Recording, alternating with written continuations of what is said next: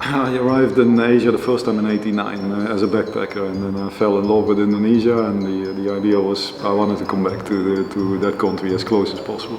What I discovered in the course of doing a lot of community work is that the biggest thing that you can do for the community is sanitation. People suffer from sanitation, bad sanitation, and the daughter of our cook was one of them. She died because there was inadequate sanitation in the home. Awalnya kan dia kena diare kan, sakit perut kan. Ya, mungkin karena faktor ya lingkungan rumah saya itu memang sih dulu memang kotor, kan busuk, air-air limbah, cuci piring, apa untuk macam pembuangan sampah, pembuangan kotoran kita mandi apa semua itu di bawah rumah gitu, di keliling rumah tuh memang. We realized that this is throughout Indonesia. You know, people do not have adequate sanitation in their village homes because wastewater has nowhere to go. So here we have a toilet with a traditional system. Basically, with this traditional system, one is that the toilet waste goes directly into the ground in the backyard. It's not contained within a tank. Toilet water goes into a hole which is not properly closed, and all the other water goes into the garden and creates puddles there. This leads to open air contact between contaminated water and the kitchen. And this is why people are getting sick, and diarrhea is chronic throughout Indonesia. To put it in numbers, in Indonesia 370 kids die every day because of insufficient sanitation.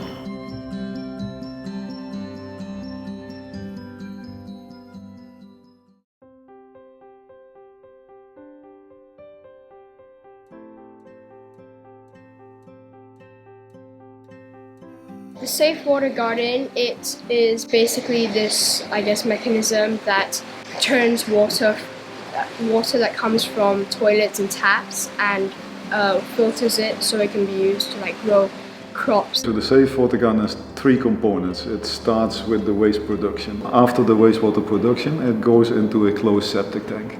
What happens in that plastic tank is bacteria go to work. Some of the bad bacteria get killed in the system, and some of the good bacteria, they go to work and they remove some of the components that you don't want to have. And the third component is the garden.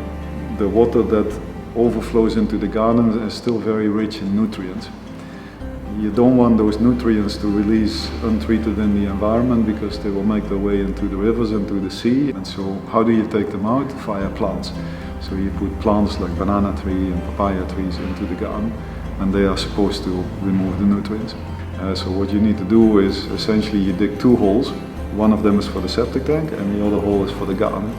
So once these holes are in the ground, it's basically a Lego system. So we built a safe water garden. Under those bricks is the pipe that has holes underneath for the water to go through to the plant. So they connect the parts, they make sure that everything works, that the water can flow where it needs to go, and then once it's okay, they close it up. We just had to shovel in gravel and dirt, and we basically just covered all the pipes. And in the final step, they put the garden plants in there, and of course very important, they talk with the owner, like what kind of plants are they interested in. It does require a lot of work, like when you have to shovel the gravel into the wheelbarrows, bring them over, put them into the hole and all the rest of it. But it is really rewarding once you see what you get in the end. We spent a few hours working in the sun, digging and hoeing the ground to try and build the safe water garden. But knowing that this could help a family's life or even just one person's life was what kept us going. This is our safe water garden. We also went to several houses because they had safe water gardens for 6 months, 1 year.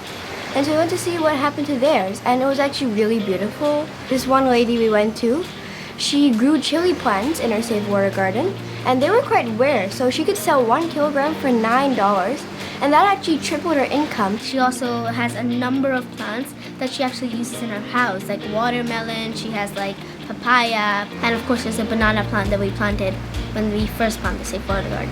If you have this little garden, it turns out you have enough to grow your own chili, and you can give some to the neighbors and to your family. Overall, it just helps break that cycle of poverty where you get sick and you can't go to work or have education.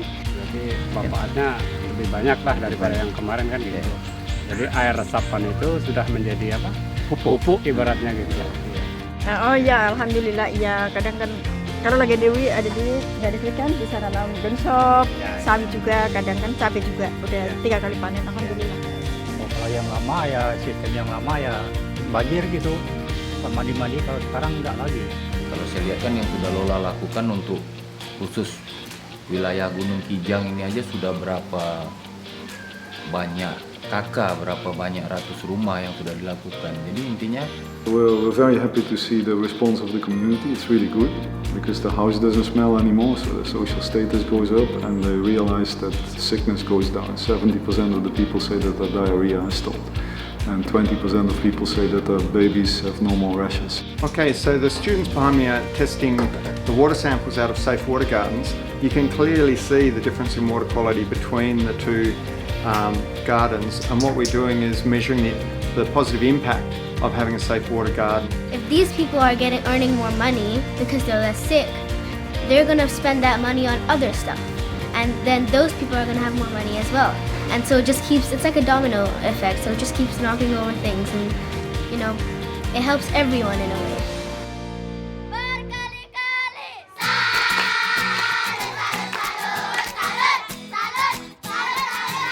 We visited a school. We saw a bunch of the children. When we came to visit them, they're all smiling, which made me know that what we have all been doing has made that school that we went to, we made them smile.